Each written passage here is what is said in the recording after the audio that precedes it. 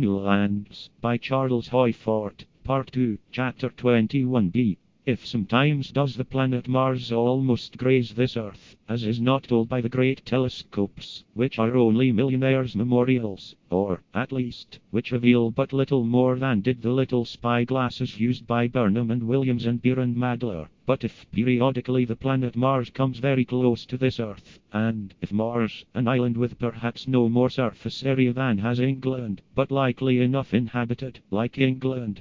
June 19, 1875, Opposition of Mars. Flashes that were seen in the sky upon the 25th of June, 1875, by Charles Gape, of Skull, Norfolk, English Mechanic, Volume 21, page 488.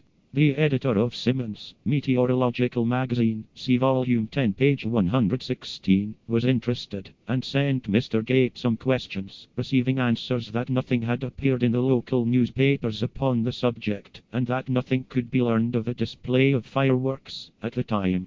To Mr. Gape the appearances seemed to be meteoric. The year 1877, climacteric opposition of Mars. There were some discoveries. We have at times wondered how astronomers spend their nights. Of course, according to many of his writings upon the subject, Richard Proctor had an excellent knowledge of whist.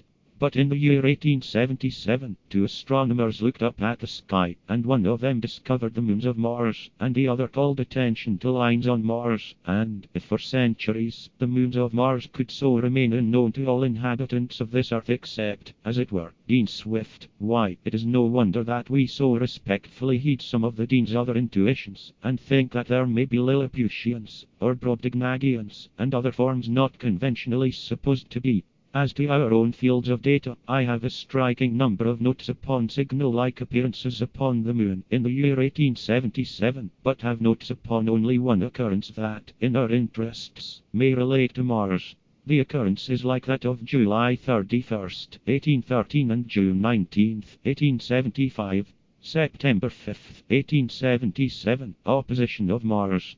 September 7, 1877, lights appeared in the sky of Bloomington, Indiana. They were supposed to be meteoric. They appeared and disappeared, at intervals of 3 or 4 seconds, darkness for several minutes, then a final flash of light. See Scientific American, Volume 37, page 193.